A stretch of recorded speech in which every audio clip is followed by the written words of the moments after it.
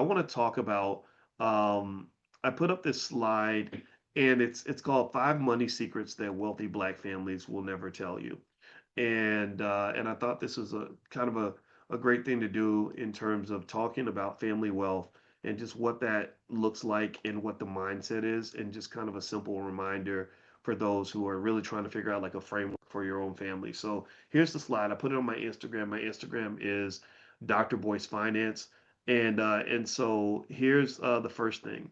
And it's not to say that they won't tell you. It's more so they won't say it out loud, right? So, because really wealth is quiet. Wealth is not loud and flashy and ridiculous. It tends to whisper. All right. So first thing, oops, sorry, my bad. All right. So the first one is wealth is taught. It's not inherited. So rich families teach money early and often. So ultimately, what the consistent theme of wealthy families is that wealth preservation is a top priority.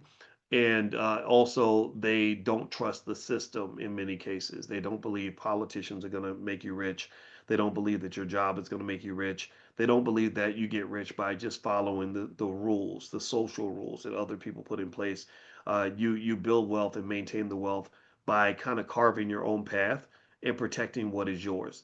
And what is yours? Well, the first thing that's yours is that that spouse and those children. That's yours, and it's your responsibility to make sure they have the tools that they need in order to be successful. When you let the system kind of take over all that, then you're kind of at risk. I remember I had a really good friend when I was a kid, and he was a track star, and I used to spend the night at his house.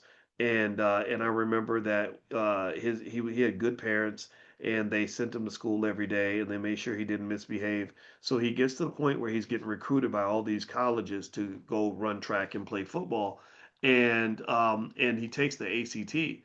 And so his grades were really good. He was making A's and B's, and he took the ACT.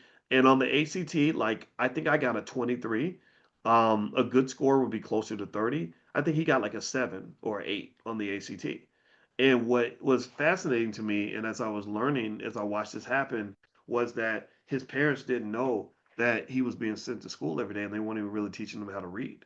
They want to teach him the basics. This happens a lot, right? So ultimately, nobody's. I think wealthy people that are really in control of their destiny, they don't believe that the system is going to do what the family is supposed to do, right? And so let's see here. So the next one. Let's go to the next one. Great. What else would wealthy families do? Income is temporary, ownership is permanent. Rich families, they build wealth, not just paychecks. So income is not a measure of wealth. Income is not a measure of wealth. Income is not a measure of wealth. Income is a measure of income. Income is potential. It's an opportunity to build wealth, but it's not wealth itself. Just like potential doesn't matter in a person. Like if somebody says, "Oh, I could have been the best," or I could have become a doctor." Well, coulda, woulda, shoulda don't matter, right? So income is an opportunity to build wealth, and we know what the word poor stands for, right? Y'all know what poor is, right? Poor stands for passing over opportunities repeatedly. So that's why you have a lot of people with high incomes that are very poor, because every time they get an opportunity to build wealth, they choose not to do it because wealth is boring. Wealth is not as much fun as buying a new car or a new outfit. All right, so let's keep going. Debt is a tool, it's not a lifestyle. Rich families use debt to build wealth and income. That's a really big one. Oh my God.